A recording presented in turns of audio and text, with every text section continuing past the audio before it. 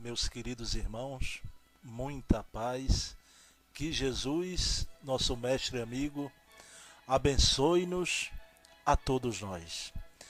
O Espiritismo apresenta em seus princípios básicos, como primeiro princípio, a existência de Deus, junto com a imortalidade da alma, a comunicabilidade dos espíritos, a pluralidade das existências e a pluralidade dos mundos habitados. Mas o primeiro princípio, exarado na obra básica da nossa doutrina, o Livro dos Espíritos, é a existência de Deus.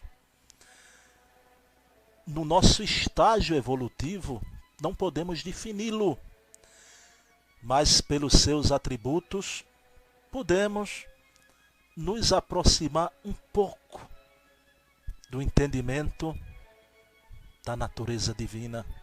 Santo Agostinho, o grandioso bispo de Hipona, filho de Santa Mônica, arrematava: se me perguntam sobre Deus, eu não sei responder.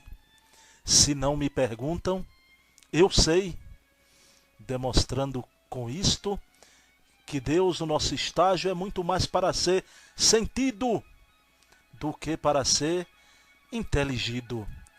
Mas mesmo assim, meus irmãos, o que os espíritos superiores nos dizem sobre Deus transcende e é muito maior e melhor que o conceito antropológico e antropomórfico que a humanidade teve de Deus até hoje. Deus, ao longo do processo evolutivo, teve 1000 definições. Foi o eidos de Sócrates, o morfê de Aristóteles, o natura naturam de Spinoza, a causa cósmica, a grande luz.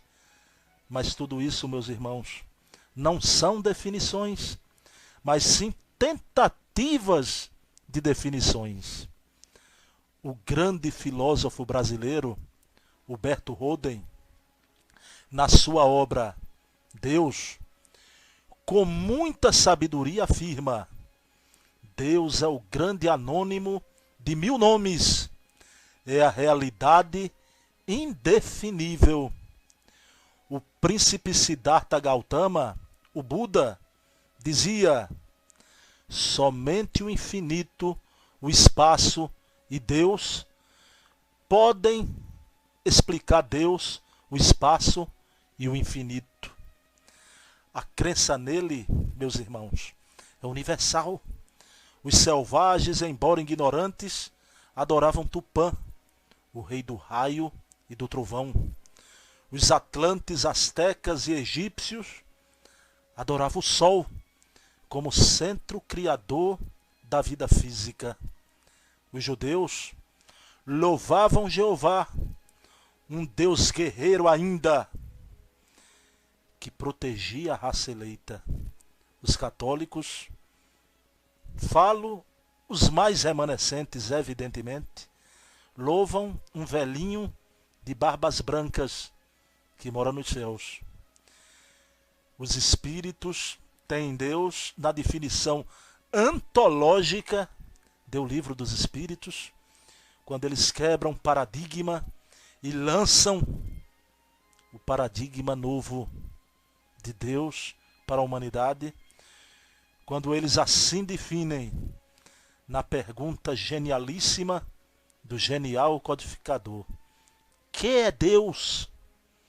Resposta do Espírito de verdade e sua pleiade superior: Deus é a inteligência suprema do universo, causa primeira de todas as coisas. A ideia de Deus, meus queridos irmãos, difere de mente para mente. O poeta, por exemplo, se comove com a beleza da forma e das cores de uma rosa e transforma a beleza da rosa em poesia. O cientista no silêncio do laboratório,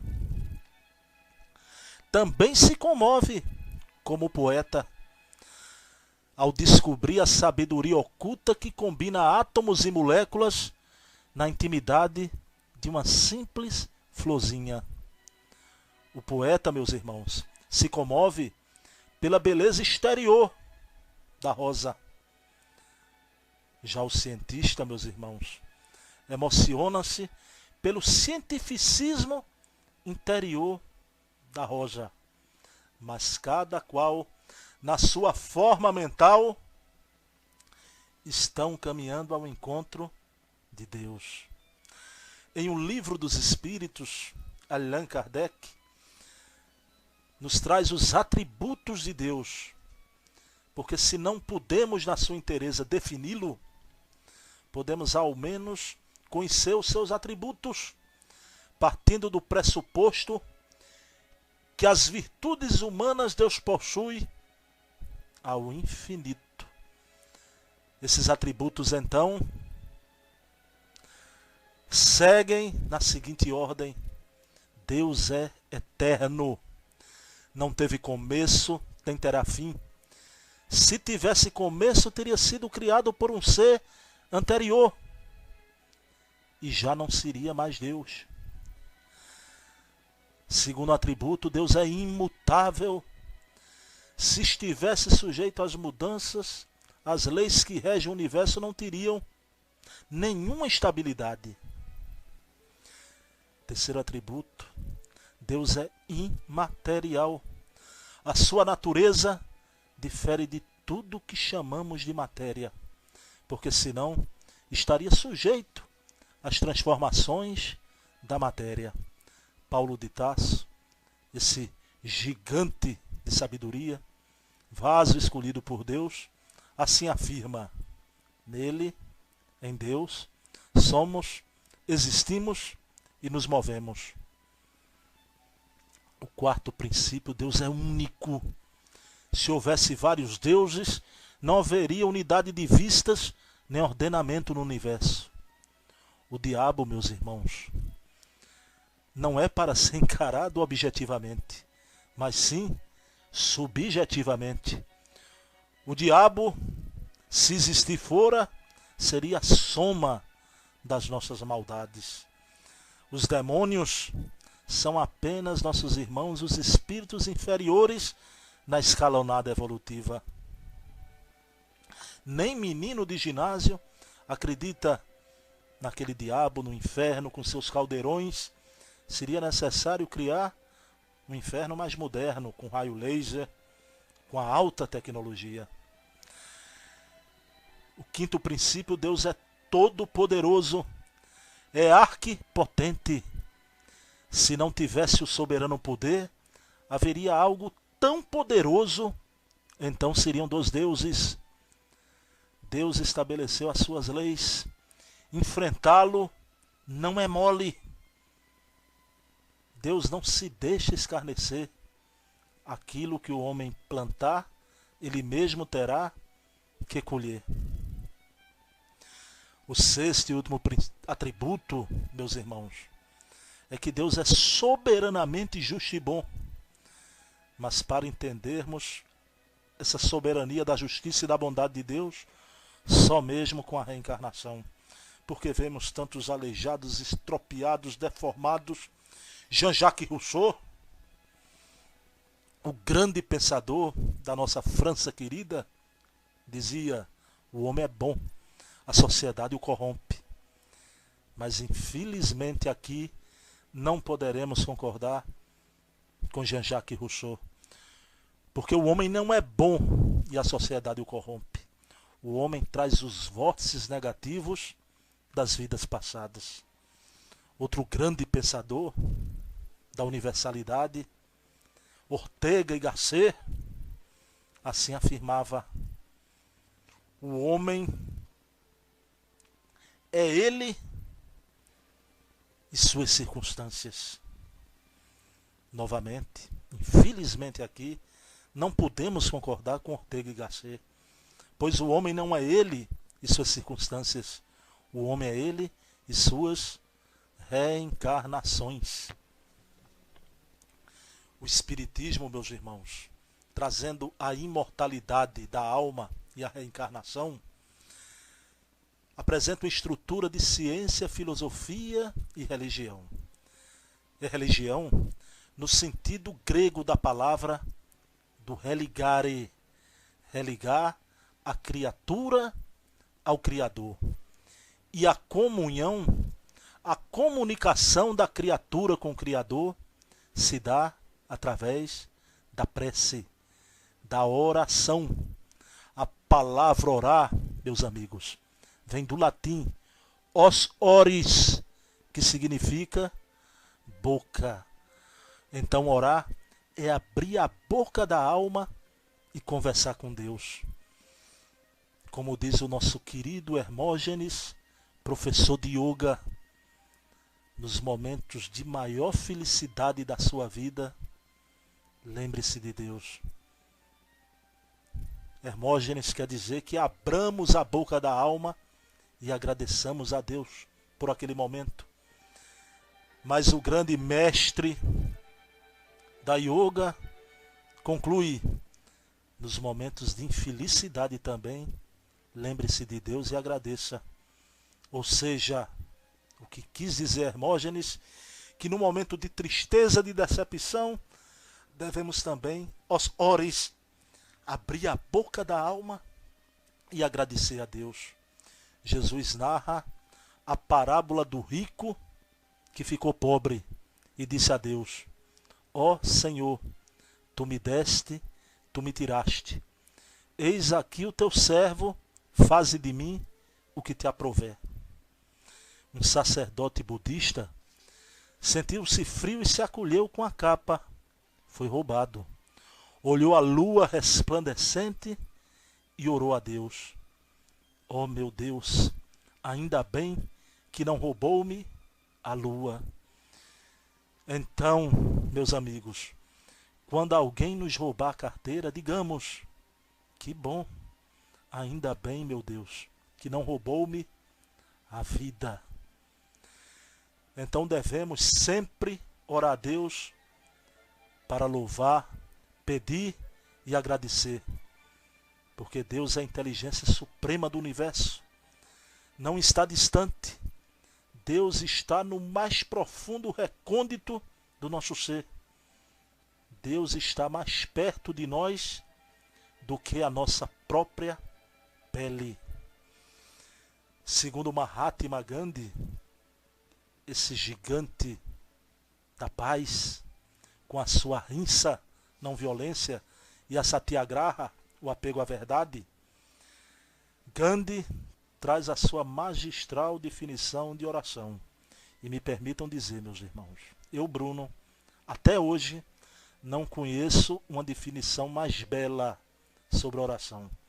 Deve existir, mas eu não conheço até hoje. Afirma Mohandas Karamchand Gandhi: a oração é a chave da manhã e o ferrolho da noite. Que maravilha! A oração é a chave com que devemos abrir o nosso dia radioso, mas é o ferrolho com o qual devemos fechar a noite do nosso exame de consciência. Qualquer pessoa pode orar com Deus, pode falar com Deus, de qualquer religião. Deus está na Igreja Católica, no Templo Protestante, no Centro Espírita, mas Deus está também no terreiro de Umbanda, na loja teosófica, no tatuá esotérico, nos círculos rossacrucianos. Deus está em tudo. O grande místico italiano Pietro Baldi, na sua obra magnífica Deus e o Universo, ele afirma: Deus está em tudo, no sol, no mar, no trovão, no raio, no terremoto. Deus está no ato de amor, de bondade e de ternura, mas também está na psicotrônica, na bioenergética, na metapsíquica. O professor Herculano Pires, o maior divulgador que já houve da nossa doutrina espírita, cujo centenário estamos exatamente na travessia agora, até setembro deste ano, quando o professor Herculano completaria 100 anos de vida. Ele afirma que a humanidade saiu do politeísmo, a crença em vários deuses, e entrou para o monoteísmo, a crença no Deus único. Mas agora está saindo do monoteísmo para o monismo. Ou seja, Deus está em tudo. Ele não é só transcendente, ele é imanente também. Ele se preocupa com os astros, mas ele tem um projeto para a tua vida, cujo preparo se dá nos planos espirituais. O primeiro monista da história foi Jesus, meus irmãos, quando afirmava: não há um só fio de cabelo de vossa cabeça que caia sem que o Pai saiba. E afirma o professor Herculano Pires que o Espiritismo não tem apenas uma teologia, ou seja, um estudo de Deus, mas sim o Espiritismo vem apresentar uma teleologia. Palavra tele, que significa alma. Teleologia, o estudo concomitante de Deus e da alma ao mesmo tempo. Por isso mesmo, a doutrina espírita vem colocar Deus na nossa vida, com a imortalidade da alma e com a reencarnação. Santo Agostinho dizia: ó Senhor meu Deus, eu te buscava lá fora, só quando te conheci, foi que conheci a ti. Então, meus irmãos, o Espiritismo traz o conhece a ti mesmo e aproxima o homem de Deus. O Espiritismo nos dá o gostinho da eternidade. É como dar um grande abraço em Deus. Jesus afirmava amar a Deus sobre todas as coisas e ao próximo como a ti mesmo. A mística do primeiro mandamento tem que se derramar na ética do segundo mandamento. A verticalidade com Deus tem que se derramar na horizontalidade com o próximo. Madre Teresa, esse gigante da caridade, espírito maravilhoso, certa feita, cuidando de um leproso, ele perguntou a ela: Madre, qual é a sua religião? Ela poderia responder católica, mas ela disse: a minha religião é o amor. Mas ele, não satisfeito, olha para ela novamente e pergunta: Madre, qual é o seu Deus? E ela responde: você é meu Deus. Mostrando que Deus é o outro por trás da parede de um corpo de carne. E Jesus afirmava: vós sois deuses. Como eu posso amar a Deus que não vejo, se eu não amar o próximo que eu vejo? A doutrina espírita é extremamente ética e consoladora nesse aspecto. Nós ainda somos muito instintivos. Roberto Derrot, psicólogo americano da Universidade de Duke, reencarnacionista, divide o homem em 5 níveis de consciência. Consciência de sono são aquelas pessoas instintivas que dormem, comem, dormem, comem, dormem, comem. Mas há homens que atingiram o segundo patamar, a consciência de sonho. São aqueles que torcem pelo time, ajudam a quermesse, vão ao clube social. Há outros, meus irmãos, que estão no despertar da consciência, amam a família, é um ser carinhoso, simpático, oi tio, oi tia, mas só no seu clã, na sua grei, circunscrito ao seu mundo imediato. Mas há aqueles que atingiram a transcendência do ego, o desapego dos bens materiais, lutam contra a injustiça, como por exemplo o extraordinário Chico Mendes, que lutou pela preservação dos seringais, dando a vida em holocausto. E por fim, aquele que atingiu a transcendência cósmica. Ele tem fé em Deus, se preocupa com as questões materiais, mas se preocupa com as questões espirituais e é solidário com seu semelhante. É o homem integral, o ser consciente, o homem holístico que está se forjando para realizar maravilhas nessa nova civilização do terceiro milênio. Então, meus queridos irmãos, onde Deus lhe plantou, floresça. Anatole France, outro grande francês, afirmara certa vez: aonde estiver o homem, aí está a sua miséria, a sua podridão. Sabemos que todos temos o lado sombra, mas ainda aqui não poderemos concordar com Anatole France. Preferimos concordar com Jesus, quando ele investiu no nosso lado luz. Vós sois o sal da terra. Vós sois a luz do mundo. Brilhe a vossa luz. Vós sois deuses. Então, meus queridos irmãos, me despeço de vocês, fazendo uma saudação que vocês podem imaginar através desta audição.